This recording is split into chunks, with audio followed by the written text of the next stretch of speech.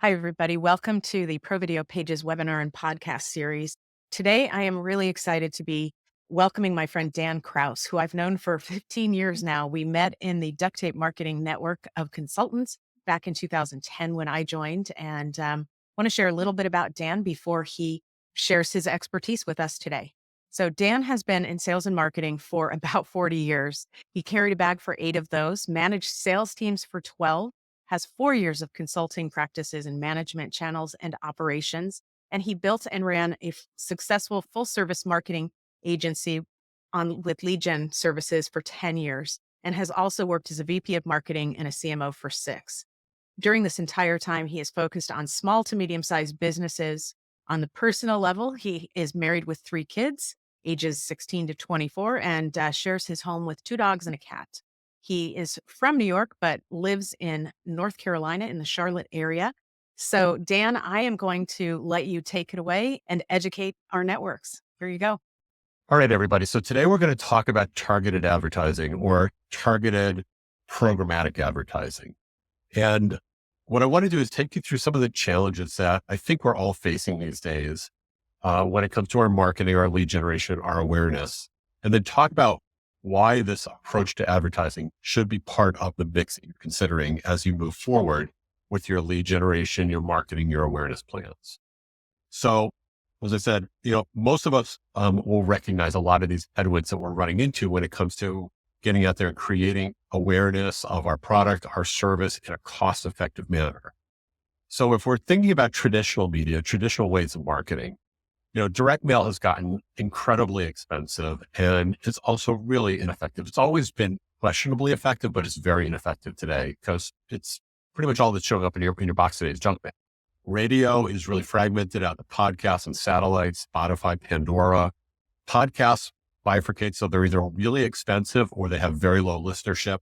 Broadcast TV, cable TV really only works for seniors, or if you can advertise on live sports, and live sports are really expensive. And of course, trade shows are just getting more and more expensive between not only the cost of the space, but all the travel costs are involved as well. And then if you go over to digital, well, digital has all sorts of challenges today as well. Email marketing with the spam rules. If you email marketing outside of the United States, you have a lot of the privacy laws you've got to work with. The spam blockers has gotten more effective. And then we just have people that they don't want to fill out forms. They don't want to give you a phone number. They don't want to give you an email. And then if you want to go and market by social media, well, that half-life of that content's really, really short unless it's just blog posts. So there's not a lot that we can do. And so the answer to that typically has been, well, let's use search marketing and paid search and do SEO. And 5 years ago, 66% of web traffic came from Google. But today, almost 60%, 58.5% of Google searches result in 0 clicks. Think about that for a second.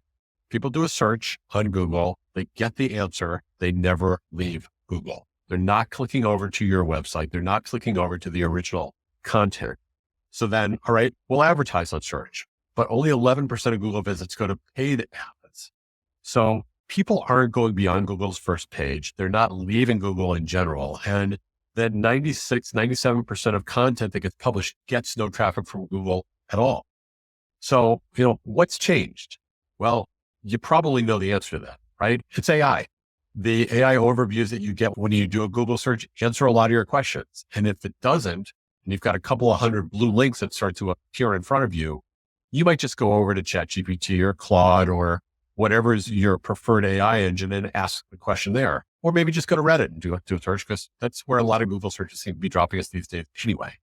So we've got this challenge that we still have questions we want to ask. We're still looking for answers. And, humans don't change a lot. We're questioning species, right? We've been asking these questions. We're looking for answers, but the tools we use to get those answers have changed.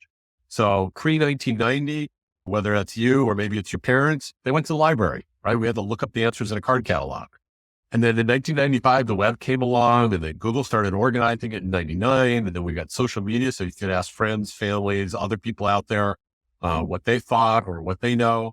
Then we were able to take it all mobile in 2014 and everything started to become really mobile focused. And today we've got AI engines. But the thing is, we don't replace one technology with another. We just adjust our approach. And so as marketers, it feels like we're banging our head against the wall, right? It just is frustrating and it's just overwhelming, right? We've got all of this techno change. We get stuck in the mud and this muck of trying to do everything, and we don't do anything well. We're doing a little bit of content. We're doing a little bit of social media. We're doing a little bit of AI. And so we're trying to get through all of this. And it's how do we get our audience, right? We've forgotten that our purpose was to market a company or a product or a service. It's not to create content. It's not to put our name out there. It's actually to get a result from all the things that we're trying to do. And we've been hoping that it's going to work. And the reality is we've got to get out of this hope, this idea of hope, right? So if you think about it, for the last 25 years since Google came out, our marketing plan was that I hope somebody can find us. I'll create blog posts. I'll create videos. I'll do audio. I'll do podcasts. And I'm going to put it out there with the hope that, Google's going to send people to me, or somebody's going to talk about it. And maybe it'll go viral, or I'll put it out on social media. And then those people will, once they've found it, they'll come and visit my store or my website or apply for a job that I'm promoting it, whatever it might be. So, we've been hoping that somebody would find us from everything that we do. Well, that's if somebody's looking, but what if somebody's not looking? Then how do they find you? Or how do you find them? Right? So we've been in this quandary of, well, I hope that they find me, but if they're not looking, they're never going to find me. What do I do? And that's where I think this whole idea of doing the targeted advertising starts to come into play, right? We do that by we build an audience. So if you take a step back from whatever you've been doing from a marketing standpoint, think about what it is you're trying to do at the most basic level. It's that I want to find and put my message in front of people that will care about what I do or what I sell or what I offer. So we need to build an audience, and we can build an audience a number of different ways with this idea of targeted direct or programmatic advertising, right? We can think about behaviorally, what's the information that they consume, or where do they go? Where do they go digitally or in real life? Where are they geographically? Do they go to events, things like a trade show? Are they at a competitor's location? Where do they work, or where do they worship? Where do they play? And then demographically, right? Credit card companies have been gathering information on us for years. They know an awful lot about us. And if we can start to assemble that information and build an audience, we can then start to reach out to them. And we can reach that audience in ad-supported mobile applications. So the things on your phone, if you think about a weather app or a map app, or a lot of times the games, those are all ad supported. You can reach people there. You can reach an audience on the web. There's banner ads, there's GIF ads, there's pre-roll video in front of stories that people want to watch. And you can actually reach them on TV as well, right? There's always been traditional TV advertising and cable where you can buy in certain zip codes or certain interconnects, but you can actually reach people more specifically when you're using connected TV or OTT. And we'll talk about that a little bit as well. And then the beautiful thing when you've built an audience is that all of this stuff starts to come together. So you can retarget or remarket to this audience via this targeted direct programmatic, but that builds on top of what you're doing with Meta, with Google, with LinkedIn, and all these pieces start to work together. And I'll come back to that in a little bit more detail in a little bit. So when we talk about this idea of building an audience, I want to go a little deeper on this, right? We start by thinking about where they are and what they're doing. Again, behaviorally. So most of us are really familiar with the idea of Google search, and somebody goes in, they do a search on Google, and you can buy keywords or advertise against keywords. Well, that keyword level search also exists on individual websites. There's a lot of websites that actually have a search function within them. And when you do a search within a website, that's going to show up as part of your online digital profile. Websites are also categorized contextually. So if I'm looking for people who like camping, there's a bunch of websites that are categorized as camping websites. I can keep track of people who've been to my website. I can look at offline behavioral data. So people that maybe have had a mortgage, they bought a house, they've sold a house. So that's all behavioral data. I can look at location. So I can geofence people where they are locally. And I'm not talking about say, hey, I want people that are within a half mile. We can geofence within a 25-foot square area. So if I wanted to get somebody in a parking lot, I could do that. We can target people that are at events or trade shows, and we can actually measure conversion. So we can see that we've advertised to somebody in one place and then walked in another. And that's because we walk around with this computer in our pocket that tells the internet where we are all the time. Your phone, if you have location services on, is tracking your latitude and longitude all the time. And then lastly, we can look at demographic information. So we can look at household level addresses. And this is specific to the US if you're outside the US and listening to this. But we can look at household level addressing and know that somebody who lives in a certain house and has a certain type of vehicle, or they have an income level, or they have a different kind of purchase that they've done. So we can get very, very detailed in terms of who those people are. And we can overlay a lot of this data on top of each other when we start to build an audience. And then once we've built that audience, then we're reaching out to them. So mobile phone or a tablet, you're going to show advertisements within a mobile application, pre-roll video. And some people have questioned like, well, what is pre-roll video? If you go to your local TV news website and you go to watch a story that they broadcast earlier today or last night, you're probably going to have to watch an ad before you can see that story. And that's pre-roll video. It's generally non-skippable. And then desktop. So we can have ads that show up in browsers and as people are wandering about. And then I mentioned this whole idea of television advertising. Well, we have the ability using connected TV and OTT to show ads to these people in the audience when they're watching something that's on an ad-supported TV network or TV show. So if you think about what's available on Hulu or Pluto or Tubi or a lot of these ad-supported TV streaming network, you're able to actually put advertisements in there. And unlike old days where you'd buy a show or you'd buy a certain number of rating points, what we're doing is we're matching that audience to the ones that are watching these specific shows. So we're actually showing ads inside of the shows to the specific audience that we want to target. Where this gets really magical for a lot of people, or a little creepy, depending on how you want to look at that, is this idea that we can actually cross device match. So if I've captured your mobile device, so you were at a trade show and you had location services on, so I picked you up in my audience at a trade show. You now go home, you put your mobile phone on your home network because you don't want to use up all your minutes and all of your data time. And so now you're browsing on your home network. Your PC is on your home network. Your smart TV is on your home network. And now these devices start to match with each other. So now I can identify and advertise to you on multiple different devices and be able to reach you. Let's go a step further. So now I've been able to match you on your mobile device and your smart TV and your computer. Well, now you out there and you're browsing around on Google or you're on LinkedIn, you're on Meta. We're actually able to go and think about all of these retargeting pixels that you can use from any of these different media sources. They all offer a retargeting pixel. I can install those pixels on my website. And now when people are using any of that content, so they're on Meta, they're using Reels, or they're putting photos up there, or they're on Google and they're doing search, or they're on LinkedIn, those pixels are keeping track of those people. And you start to build an audience across all of these various different media sources. So all of these tactics start to work together to build an audience that is then going to be accepting of your message.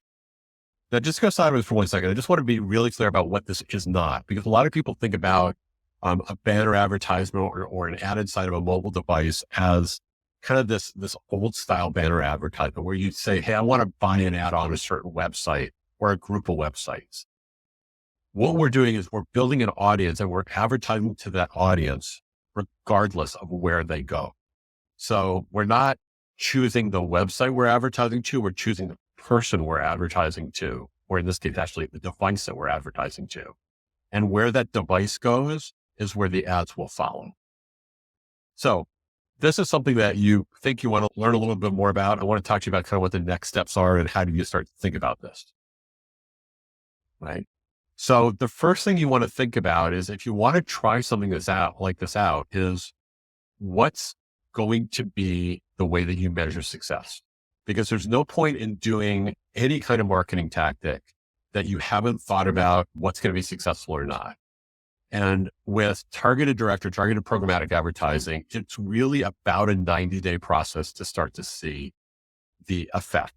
So you can do things like, hey, what's my baseline for my website traffic? Where is my traffic coming from specific locations? Maybe you want to see, hey, am I getting more traffic from California because I'm advertising in California versus what I've traditionally gotten from Texas and I'm not doing any advertising there. So is there a lift or is there a change?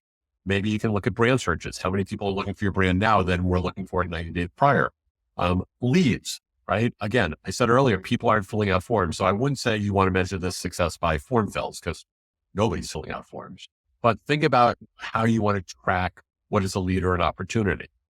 Phone calls, foot traffic, sales. Maybe this is a tactic you use in conjunction with doing some email, and maybe you're measuring whether your email is more effective as far as opens or responses. So there's a lot of different ways to think about how you want to measure the success of this. And so that's the first thing you want to think about is, what am I trying to accomplish? What are my goals? And how am I going to measure that? And then what tactics make the most sense for what you're trying to do? Is that retargeting off of your website? Is it using search? Is it addressing a specific household? And then what kind of budget do you want to work with? Right. Excuse me. And one of the things about budget is you can do this at any budget level, right? You can say, hey, I want to try this at $500 a month for 3 months, or I want to try it at $20,000 a month for 3 months. The budget is indicative of the size of the audience that you can reach. So if you picked up the phone and you called me and said, hey, Dan, I want to try this out and I've got $500 a month and I want to reach all of the US, my answer is no, we can't do that. But if you want to test it and that's what you have for budget, then it's how do we find an audience that's going to get the right level of frequency and response based off of what your budget is and who you're trying to target. So this can work for a really small company that's targeted in one specific area, or a service provider that wants to go after one very specific type of client across a broader area.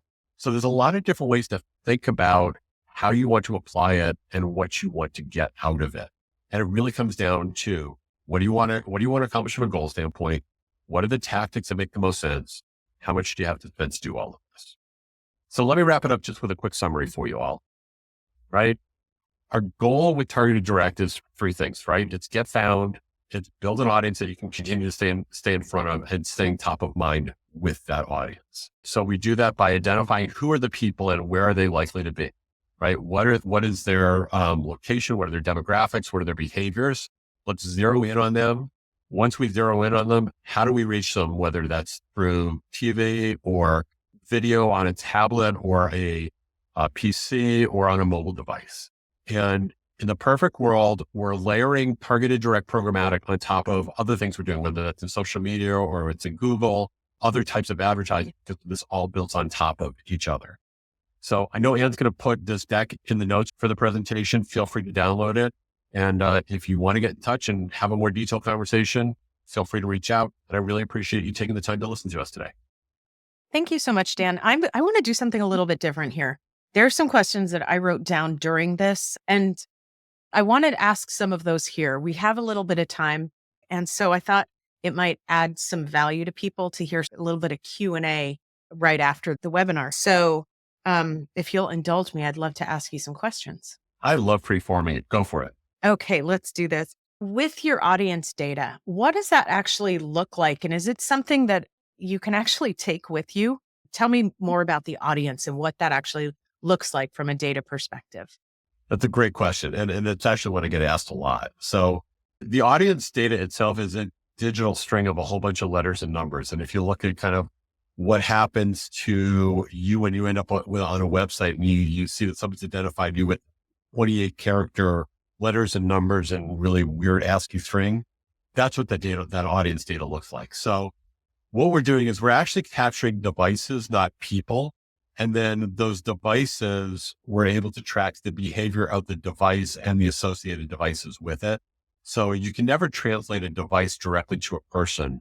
The US is not great with a lot of privacy laws, but we actually are pretty good about making it so that you can't personally identify somebody on the web based on their specific behaviors. So when we talk about our audience, we're building an audience that we can continue to market to. But until they actually raise their hand and identify themselves, or until they get to your website and you use a tool to identify them from your website, they're pretty anonymous that are out there, if that makes sense. Yeah, that does. So is that connected to like when I click on a link and then if I want to save a link, I can save a clean link. And so that would be the link without my identifying string of characters. Is that correct? Right. Yeah. Okay. Because as we travel around the web, we collect all of these cookies and bits of information that track our profile and that the advertising DSPs use to figure out who we are and what it is that we've been looking at. But again, it doesn't translate into an individual person. I can't take that string and translate it to an email address. Right. Right. There's no way to do that. Okay, that makes sense. Now, when somebody is looking for an agency to help or a provider to help them with this, what should somebody be looking for?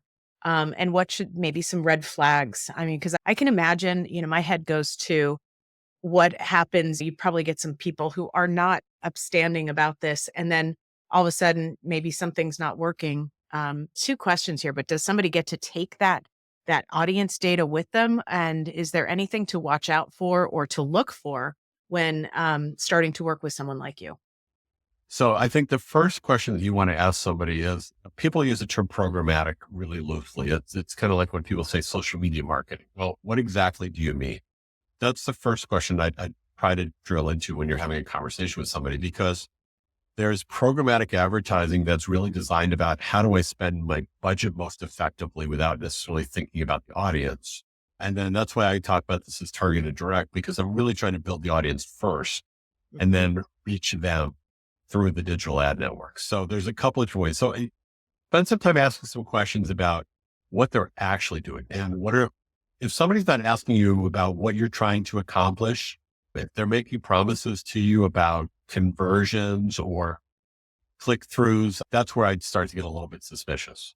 I have a rough idea of how many people are going to click through, but I also know that almost none of them are ever going to fill out a form. Not the way this stuff works. So, and that's also why I'm really big on testing, right? You should be trying to talk to, when you're trying to work with a service provider, you want to make sure that the person's on the up and up. And I think a good way to do that a lot of times is to do a test, right? You shouldn't be signing a contract for a year or for a huge amount of money until you've tested it out and seen if it works. And a lot of times people can do some work ahead of time and see, is there an audience there that you want to reach? Can they help you build that audience? There's a lot of different ways to test that. So I'd ask questions around that. Yeah, no, you got me jotting down more questions here. Um, so does this go from like is it building a funnel? I mean, obviously once you put the message in front of them, what comes next? And do you work with your clients in what is that next touch point or what are we going to do with them once we get their attention? So I've done the full funnel kind of type of agency and work before, and it's Right. not what I do today. Hmm. Um, I'm more than happy to provide people advice, but I don't actually do the work around it. My goal is to get somebody to your website, and there's a number of really good tools to help identify who that website visitor is. So if you're in a B2B environment, a tool like a Lead Forensics or an Albatross or um, Lead Info, there's got to be at least a dozen different tools out there that can do IP resolution. So when somebody's visiting the site, it'll tell you what company they came from. Okay. Um, Beyond that, if you're more in a B2C environment, especially if you're selling to professionals or people that are likely to be on LinkedIn, think about it this way, right? I'm selling to a person. That person has a professional life. Their professional life is probably on LinkedIn. There's tools like RB2B and other LinkedIn kind of matching tools that you could use to say, hey, this person came to my website. I got them identified through LinkedIn. Hmm. Once you've gotten that information from a website visitor, now how are you going to follow up with them? Are they going to an email nurture? Do you have an SDR or a BDR team that's making outbound phone calls to them? There's a lot of different ways you start to move people into an actual sales funnel at that point. Okay, so if somebody's going to engage in this type of work, like you're obviously kind of you're part of the whole marketing process. I mean, you and I both niched down into a tactic that's very Mhm. strategic. Somebody will need other people to come alongside, or they'll need to do it themselves to actually then determine what the next steps are that they're going to do with their marketing. So, Yeah. Again, depending on the product and the service that you sell. So if you're right. selling a pretty generic consumer based product, or maybe you're trying to create awareness for a store that's being opened, you know what? You probably don't need a lot of follow up behind it. This will create awareness. But if you've got a product that actually needs to be sold or you want to engage with the customer, then yeah, you've got to think about what does all that funnel look like. So again, what's your goal? What are you trying to accomplish? That'll help guide what your next step should be after this. Great. What could somebody do if they feel like they're like this could be a good fit for them? How could somebody be a good client basically to make the most of this? Or what information is helpful when building an audience? So having a really solid idea of who your ideal customer and what their profile is really helpful. And sometimes this is easier to talk about in terms of examples. So I work with a guy who builds campers. He builds campers for people who want to do camping and take their truck out into the outback. He knows that a good part of his audience are contractors that like to take the pickup trucks and then build them out to the next level. And they live in certain areas. So when we started our conversation, I was able to go and try and figure out how many people in the zip codes that he serves are contractors at a certain level of income. And then we can start to figure out, hey, is there an audience there that he can reach? So thinking about and having some understanding of, hey, this is what my audience looks like. This is what my customer looks like, or, this is what my potential employee looks like. If you wanted to use this to do recruitment advertising, having that kind of definition makes the beginning of the conversation much easier. That makes sense. Another one, and then this might be the last question, but I'll give you a last word on this. But, when to cut loose. You said you don't want to sign a contract for 12 months, which I totally get. But at the same time, I've got to think that you go into this. If I'm the client, I go into this going, okay, I should give this 6 months because it may take us a little bit of time to start seeing some results and hone it in. Would you agree with that or not? And when would you say to cut loose from using this tactic?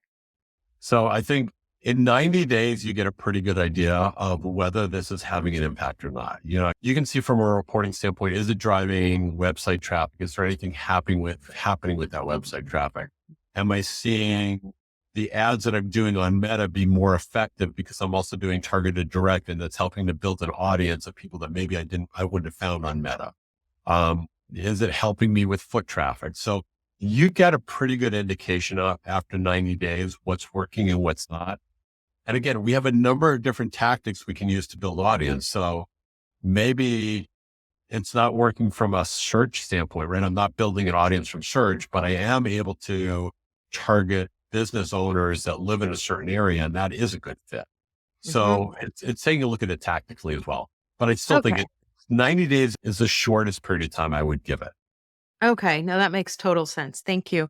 Is there anything else specifically in terms of the webinar that you would want to add that you haven't spoken about? So for a last word, I say this to all of my clients, and I say it to all the people I'm talking to that aren't clients yet. This is advertising. It's not direct response. So if you think about what we've done for years with Google and Google search, that's really direct response marketing. I'm putting an ad in front of somebody who's searching for a specific keyword, and I'm asking them to take an action and click on it to go to my website. This is more about creating awareness of the product, the service, the company, and knowing that this is going to layer on top of other marketing that you're doing with it. It's a very cost-effective way to reach an audience that you haven't necessarily been able to reach before. So think about it as an advertising tactic as opposed to a direct response tactic. Okay, I'd like to say I wish I could have given you the last word, but you've made me think of one more question. So obviously, then, if this is advertising, then there's some cost to developing whatever creative you're putting out there, whatever ad. Is that correct? That is correct. So yeah, if you're only doing static banners or GIFs, we'll actually create it for somebody, or if you're an agency, you can create it for your client, whatever it might be. From my standpoint, the creative is the means to be able to put it out there. So if you've got video that you've been using on YouTube, a lot of times that can be easily turned into the spots that you use for pre-roll or TV. If you've got images or you've done advertising in social media before, a lot of those pieces also work for advertising here. Super. Well, first of all, I want to say thank you, Dan. I really appreciate it. I feel like I'm the audience here too, where it's trying to understand something new because so much has changed. I encourage everybody to not only take a listen to this, but also check out our podcast that Dan and I are going to record now. I get to get in deeper with Dan and ask him questions about how they do business at their company. I encourage you to join us on the podcast, take a listen, and if you have any comments or questions, please add a comment, put them in the comments. So anyway, thank you, Dan, for joining me today. I really appreciate it. Pleasure. Thanks for the opportunity.